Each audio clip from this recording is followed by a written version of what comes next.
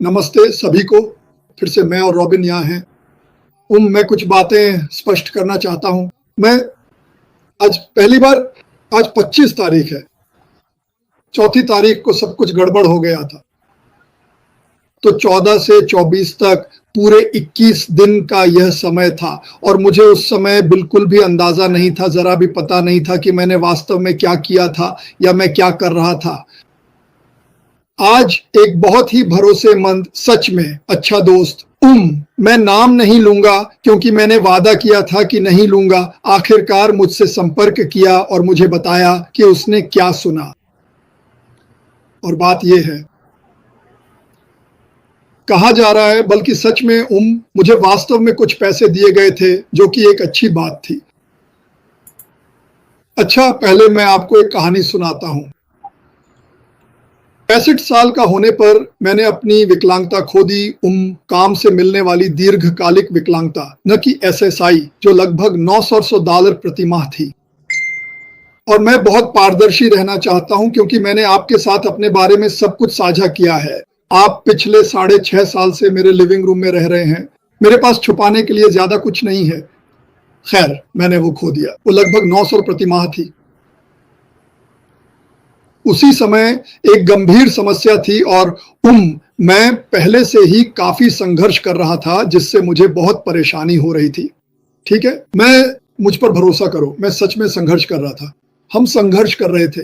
Don सच में बाहर जाकर नौकरी नहीं कर सकती क्योंकि हम 3 पोते पोतियों की परवरिश कर रहे हैं और उन्हें विशेष देखभाल की जरूरत है। ठीक है, मैं आपसे सहानुभूति नहीं मांग रहा, बस आपको तथ्य बता रहा हूं। खैर, तो ईस्टर के दिन मैं उठता हूं और मुझे सांस नहीं आ रही थी। घबराहट में मुझे लगा कि मैं दुनिया को अलविदा कह रहा हूं। डॉन ने 911 या जो भी है कॉल किया और वे मुझे अस्पताल ले गए। मैंने 4 बार अस्पताल के चक्कर लगाए। हर बार एम्बुलेंस में जाना कुछ $100 का पड़ता था। खैर, तो ये सब हुआ। ऐश मुझसे मिलने आया था, अपने दोस्त क्रिस के साथ आया था मुझसे मिलने के लिए। और उसने डॉन से अकेले में बात की और कहा, मॉर्गेज का क्या चल रहा है। खैर, हम उस मुकाम पर पहुंच गए थे करीब 14 या 15 महीने पहले। अब तो ठीक से याद भी नहीं। मैं उसे चुका नहीं सका और बच्चों को खाना भी नहीं खिला सकता था और बाकी सब चीजें भी नहीं कर सकता था। और मुझ पर भरोसा करो, हम कोई ऐशो आराम की जिंदगी नहीं जी रहे हैं। तुम देखो मैं कैसे कपड़े पहनता हूं और मेरा घर, वास्तव में उसमें बहुत काम करवाने की जरूरत है। तो उसने उसे 1 महीने की मोहलत दी। मॉर्गेज की किस्त। उसने कहा, लो ये ले लो। डॉन ने कहा, हे भगवान धन्यवाद। वो रोई जो भी उसने मुझे बताया और उसने उसे हमारे अपने अपने बेडरूम में रख दिया। वहीं पर वो अभी है। तो हम आए। जब मैं अस्पताल से बाहर आया, नहीं, जब मैं अस्पताल में था, क्रिस जॉनसन, जिसे मैं अपना भाई समझता था, जाहिर है मैं थोड़ा गलत था। मैं उस आदमी को पसंद करता था। मुझे लगा कि अब भी करता हूं। ठीक है, मैं नहीं, मुझे समझ नहीं आता, लेकिन खैर, उसने कहा, तुम्हें घर जाने से क्या रोक रहा है? मेरा मतलब है जब तुम घर जाओगे। मैंने कहा, मैं नहीं जा सकता। मैं घर में घुस नहीं सकता। मेरे पापा ने ये भयानक सीढ़ियां बनवाई थी और वो बहुत लंबी थी और मैं अपना पैर इतना ऊपर नहीं उठा सकता था कि अंदर जा सकूं। मैं सीढ़ियों का खर्चा दूंगा। तुम मजाक कर रहे हो? नहीं, मैंने उससे नहीं कहा था, लेकिन उसने खुद कहा और उसने किया भी। समस्या ये थी कि मैंने एक आदमी को सीढ़ियां बनाने के लिए बुलाया और एक खास मापदंड होता है जिसमें बनानी होती है। चौड़ाई इतनी होनी चाहिए, वगैरह वगैरह, और सामग्री की कीमत बहुत ज्यादा थी। तो आखिरकार जो पैसे क्रिस ने भेजे थे, फर्क नहीं पड़ता कितने थे, उन्होंने सामग्री का खर्चा चुका दिया। मैंने कहा, हे भगवान, अगर सामग्री आ गई है तो आदमी काम शुरू करने के लिए तैयार है। मेरे बेटे को पता चला, जिसने, भगवान का शुक्र है, मेरी मदद की और उसने बाकी का पैसा चुका दिया। तो ये मेरी सोच से 2 गुना खर्चा हो गया। मैं तो ये कभी करता ही नहीं। अगर आप बस मजबूत सीढ़ियां और एक मेटल की रेलिंग लगा देते, चाहे वो कितनी भी बदसूरत होती, मुझे फर्क नहीं पड़ता। बस घर में जाने के लिए मैं खुश हो जाता। ऐसा नहीं हुआ और बहुत ही सुंदर सीढ़ियां और पोर्च बन गया, लेकिन मैं इसके बिना भी रह सकता था। तो ऐसा हुआ और फिर लोग संपर्क करने लगे, पैसे भेजना चाहते हैं। और एक समय पर क्रिस, जो मेरे लिए भाई जैसा था, ने डॉन को फोन किया, तुम्हें पता है लोग तुम्हें पैसे देना चाहते हैं, उन्हें कहां भेजना चाहिए। उसे इस बारे में कुछ भी पता नहीं था। तो खैर ये हो गया, वे पैसे भेजना चाहते थे। मैं बहुत आभारी था क्योंकि मुझे बिल्कुल नहीं पता था कि मुझ पर कौन कौन से बिल आ पड़ेंगे। अब पैसे मांगने की बात को 1 मिनट के लिए अलग रखते हैं तो बहुत से लोगों ने मुझे 10, 20, 30, 10, 15, 25, 50 शायद एक ने भेजा और मैं हैरान रह गया, वाह। तो ये वेनमो पेपाल पर आया, लेकिन ये हजारों में नहीं था, ठीक है, शायद ये लगभग 1000 रहा होगा, मुझे तो पक्का भी नहीं पता, लेकिन इससे फर्क नहीं पड़ता। जो मैं कह रहा हूं उसे ध्यान से सुनो। वेनमो के पेपैल, दूसरा कौन सा है? वैसे मेरे पास हर उस व्यक्ति का रिकॉर्ड है जिसने भुगतान किया और कितना भुगतान किया। मुझे सच में रोना आ गया कि लोग मेरी मदद करने के लिए आगे आए। मैंने कभी, और अगर कभी किया हो तो मैं सबसे माफी मांगना चाहता हूं। मैंने कभी जाकर पैसे नहीं मांगे। मिनो, जो मेरे लिए बहन जैसी थी, उसने पैसे इकट्ठा करने का इंतजाम किया और वो पैसे मुझे पहुंचाए और उसने खुद भी मुझे पैसे दिए। उसने जो किया उसके लिए भगवान उसे आशीर्वाद दे। लेकिन मुझे लगा कि ये सब लोगों के दिल की भलाई से था। लेकिन ये बात सबको पता होनी चाहिए कि वो सारी रकम मिलाकर भी सब कुछ का खर्चा पूरा नहीं हुआ। मुझे बहुत बड़ा झटका लगा। अब मुझे पता है कि वे क्या सोच रहे हैं, क्योंकि इस भरोसेमंद स्रोत का कहना था कि मैं बस लोगों की जेब से पैसे निकाल रहा हूं, लोगों का फायदा उठा रहा हूं। और यह बात मुझे सबसे ज्यादा दुख देती है, क्योंकि मैं ऐसा कभी भी नहीं कर सकता हूं, बिल्कुल भी नहीं। एक समय ऐसा आया जब कोई बहुत बुरी हालत में था और मेरे पास आखिरी $100 थे जो मैंने उसे दे दिए। मेरे बैंक खाते में सिर्फ कुछ पैसे ही बचे थे। अब आप या तो मानते हैं कि मैं ऐसा ही इंसान हूं या नहीं मानते। और एक समय था जब ऐश भी यही मानता था, लेकिन मेरे पास अभी भी वो पैसे थे जो ऐश ने मुझे दिए थे। अब मैं उस कहानी पर आ रहा हूं। तो मैं वेनमो और बाकी सब चीजों को देखता हूं, मेरे पास सबका नाम है, किसने कितना पैसा दिया। और मैं दिल से मानता हूं, अगर भगवान ने मुझे इतनी लंबी उम्र दी कि मैं इस पागलपन से बाहर निकल सकूं, तो मैं सबका पैसा वापस करूंगा, वो भी कुछ ज्यादा देकर। अब क्या लोग इस पर विश्वास करते हैं? वे इस पर विश्वास नहीं करते। क्या मैंने सबको यह बताया था? नहीं, लेकिन मैं ऐसा ही इंसान हूं। अगर अब तक तुम नहीं जान पाए कि मैं कौन हूं, तो शायद कभी नहीं जान पाओगे। और खासकर मिस्टर माबारा, उन्हें तो पता होना चाहिए। पैसे का भूखा सच में। तो मेरे पास सबका नाम है। जैसे ही चीजें आगे बढ़ेंगी और मुझे आगे बढ़ने की इजाजत मिली, मैं सबका पैसा वापस कर दूंगा।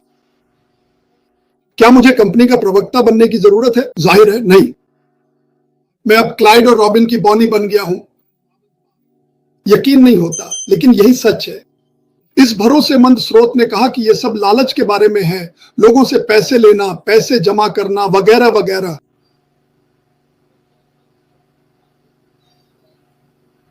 मेरे पास कुछ भी नहीं है। मेरे पास कुछ भी नहीं है। मैंने जो पैसा मुझे दिया गया, उसी से मैंने गुजारा किया और बिल चुकाए। अभी अभी मुझे एक और बड़ा बिल मिला है। कल मैं CVS गया था, $350 खर्च हुए। दिन में 12 गोलियां लेनी पड़ी और कुछ बेकार सी चीजें भी। मुझे वो गोलियां लेते हुए बहुत बुरा लग रहा था, लेकिन मैंने सोचा कि कंपनी पर भरोसा बनाए रखो, मिस्टर मैकमैरल, और यहां के अंतिम लक्ष्य पर विश्वास बनाए रखो और सब कुछ ठीक हो जाएगा। और मैं खुद को बहुत बेहतर महसूस करूंगा। उन सभी का कर्ज चुका दूंगा जिन्होंने मेरी देखभाल की, और अपना कर्ज चुका दूंगा। और मैंने क्रिस जॉनसन से, जिसे मैं अपना भाई मानता था, कहा था, मुझे पैसों की परवाह नहीं है। मैं बस इतना चाहता हूं कि मेरे पास इतना हो कि मुझे उसके बारे में सोचना ना पड़े। मुझे लगता है कि मैंने ये बात हर वेबिनार में 1000 बार कही है। और यही एक अटल, अपरिवर्तनीय और कड़वी सच्चाई है। अगर मुझे पहले से ही यह पता होता कि लोगों की सच्ची भलाई और मदद के लिए दी गई मेरी यह सहायता मुझे किसी बैंक लुटेरे या फिर एक लालची, बुरे और नीच इंसान में बदल देगी, तो मैं ऐसा कभी भी नहीं करता। ये सब इसके लायक बिल्कुल नहीं था। मैं वैसे ही संघर्ष करता जैसे अब कर रहा हूं। मेरा बेटा अभी भी मेरी मदद करता है। मेरी बेटियां भी तब तक मेरी मदद करती हैं जब तक चीजें आगे नहीं बढ़ती।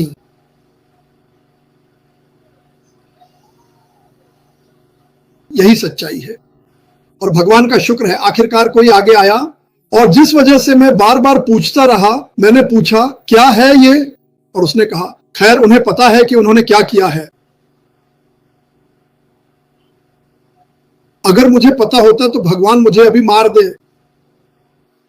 क्या क्या आप अभी ये कहने को तैयार हैं? मुझे बिल्कुल भी अंदाजा नहीं था।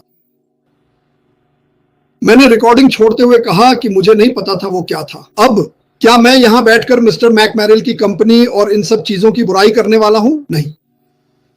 हजारों लोगों ने ऐसा किया और उन्हें उस ऑफिस के पीछे नहीं लिखा गया, उन्हें ओईएस में नहीं लिखा गया।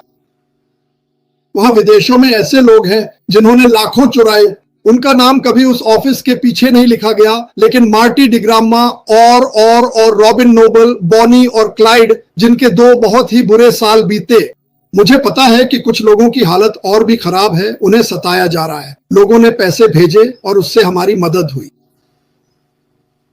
मैं आपको रॉबिन के लिए एक बात बताने जा रहा हूं और वो नहीं चाहेंगी कि मैं ये करूं। मुझे ये बात पूरी तरह से पता है।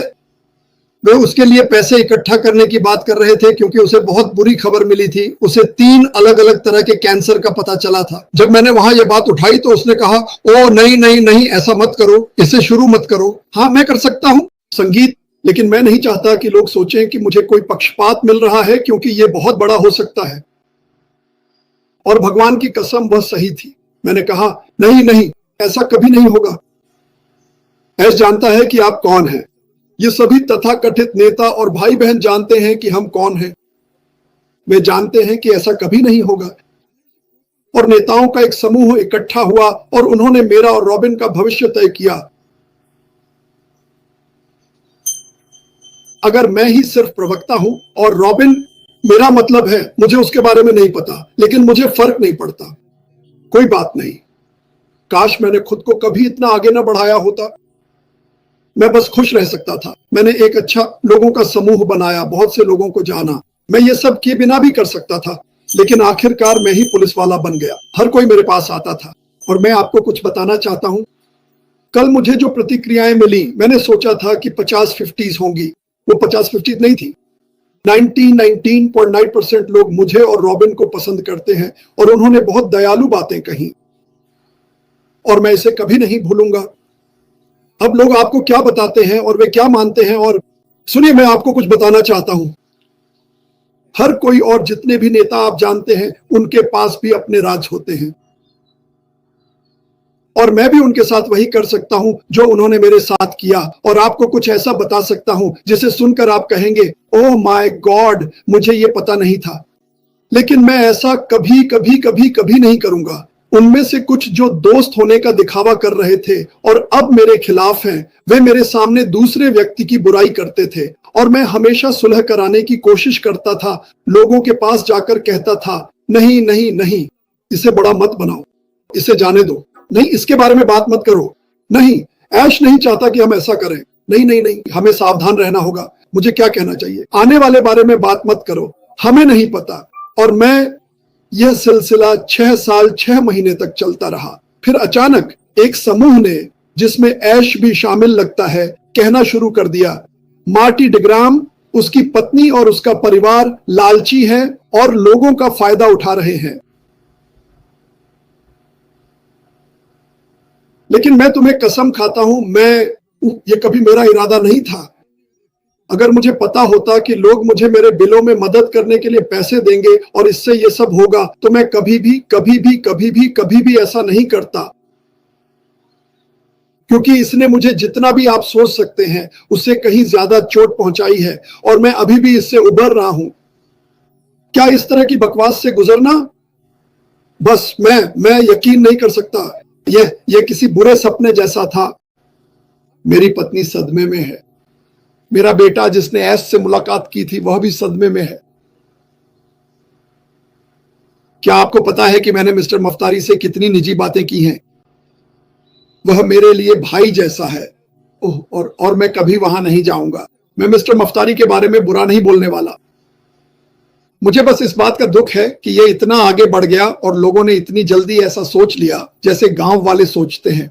मार्टी ने ये किया, मार्टी ने वो किया, और चंद ऐसे लोग जिनसे हम सभी बहुत प्यार करते हैं और जिन्हें हम बहुत ज्यादा मानते हैं, उन्होंने एक ही पल में मुझे पूरी तरह से किनारे कर दिया। और इन सभी तथाकथित नेताओं की मैंने बिना किसी शक के मदद की है। तो मैं बस आपको अपनी तरफ की बात बताना चाहता हूं। एक भरोसेमंद स्रोत ने मुझे बताया कि यह पैसे के बारे में था, क्योंकि मैं लालची हूं। मुझे लगता है कि मैं अचानक बर्नी मैडॉफ बन गया हूं, मार्टी मैडॉफ। लेकिन जैसा कि मैंने कहा, और मैं आपको यह वादा करता हूं, मेरी तरफ से सभी लोगों से अनुरोध है, कृपया इसे साझा करें। अगर आपने मुझे एक पैसा भी दिया है और रिकॉर्ड्स मेरे पास हैं, मेरी जानकारी के अनुसार जब हालात बेहतर होंगे तो मैं आपको हर एक पैसा वापस करूंगा, साथ में कुछ और भी। मैंने सीड्स अकादमी के लिए पैसे दिए थे। मैं इससे वहन नहीं कर सकता था। क्रिस ने उनके लिए हजारों रुपए जुटाए, हजारों और हजारों और हजारों। मुझे लगा ये बहुत अच्छा था। खैर, मैं अब रुकने जा रहा हूं, क्योंकि मैं नहीं, आप नहीं जानते कि किसी पर आरोप लगना कैसा होता है, और आप नहीं जानते कि वह क्या था, और अचानक पता चलता है और आप बस हैरान रह जाते हैं इससे पहले कि आपको कुछ पता भी चले। लेकिन मुझे खुशी है कि मुझे पता चला। मैं उस व्यक्ति से प्यार करता हूं जिसने आखिरकार मुझे बताया। मैं कभी भी यह नहीं बताऊंगा कि वह कौन था, लेकिन यह बस, मैंने कभी नहीं सोचा था कि यह वही था। अगर मुझे लगता कि यह वही था तो मैं इसे बहुत पहले ही सुलझा लेता।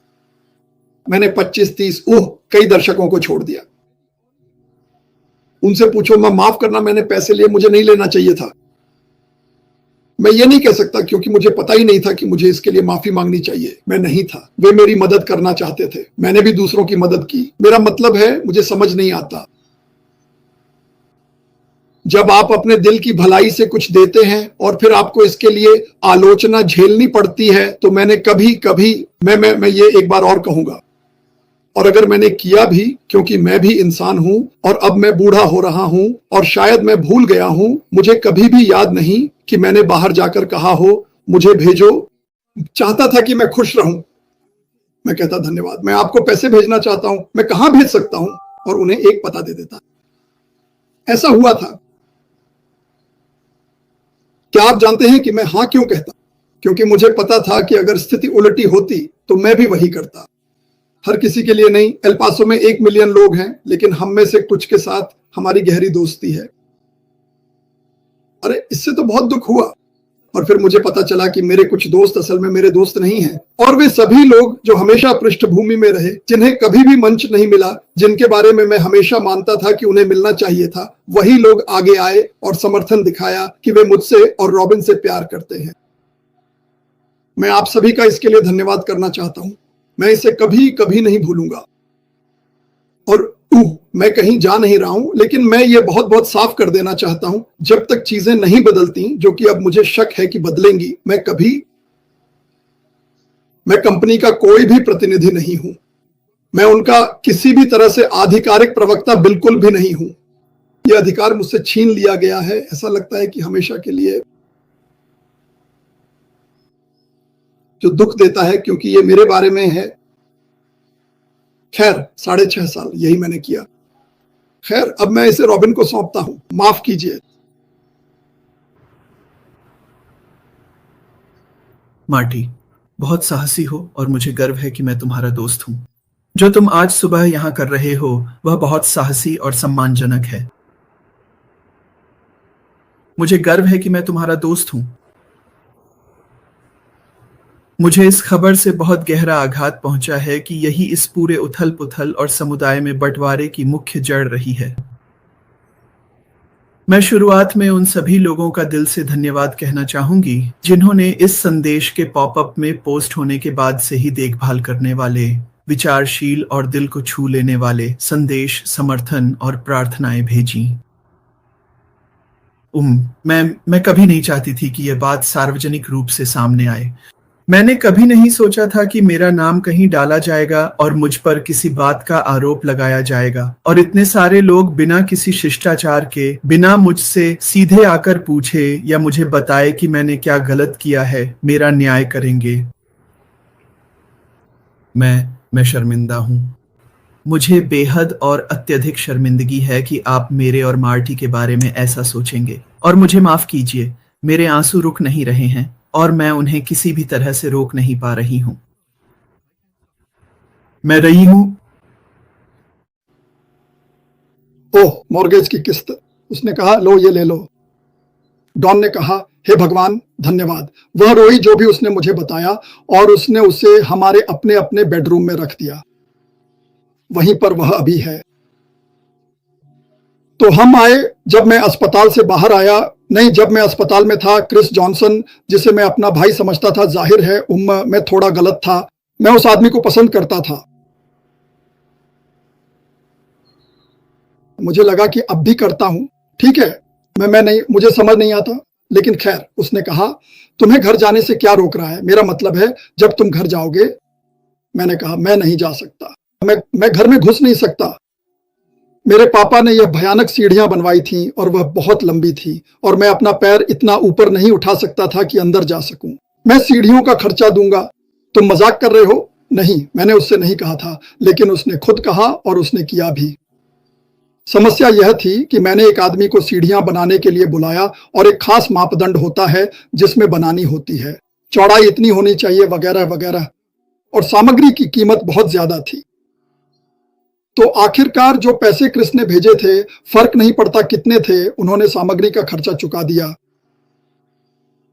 मैंने कहा, हे भगवान, अगर सामग्री आ गई है तो आदमी काम शुरू करने के लिए तैयार है।